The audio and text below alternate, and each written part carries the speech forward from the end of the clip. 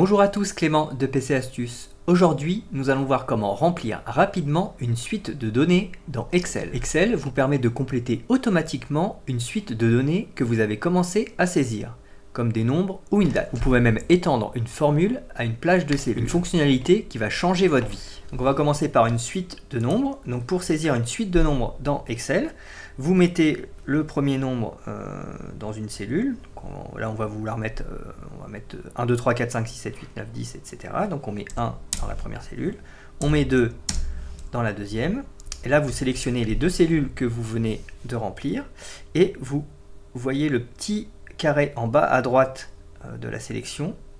Donc vous passez la souris dessus, le curseur se change en croix, vous cliquez dessus et vous étendez la sélection jusqu'à l'endroit où vous souhaitez aller.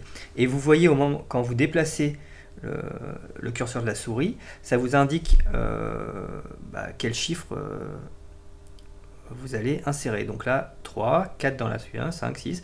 Donc, si on veut aller jusqu'à 30 par exemple, et on s'arrête ici et on relâche.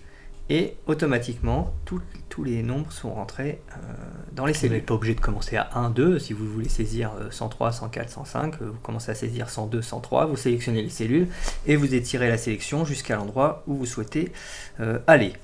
Ça fonctionne également pour des dates. Donc si vous souhaitez remplir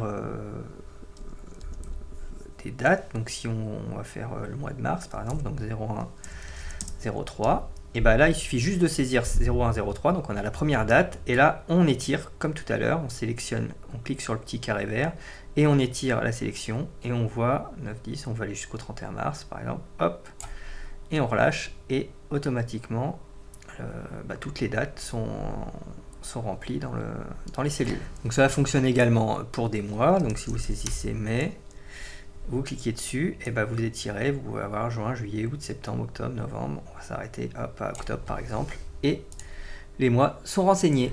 Donc la fonction reconnaît les écarts, donc si vous saisissez 2 dans le premier, 4 dans le deuxième, si vous sélectionnez et vous étirez, ça sera 8, 10, 12, ça continuera sur les nombres pairs. Donc cette fonction vous permet également d'étirer une formule. Donc là on a rempli une formule, on rajoute juste 3 au chiffre au nombre de la première colonne, et on veut remplir cette formule à la suite. Donc vous pouvez faire soit un copier-coller, ou pareil, vous cliquez sur le petit carré en bas à droite de la cellule, et vous l'étirez, vous relâchez, et la formule est copiée dans toutes les cellules suivantes. J'espère que cette astuce vous a plu. N'hésitez pas à mettre un petit pouce vers le haut sur la vidéo, et à vous abonner à la chaîne PC Astuces. Je vous dis à bientôt.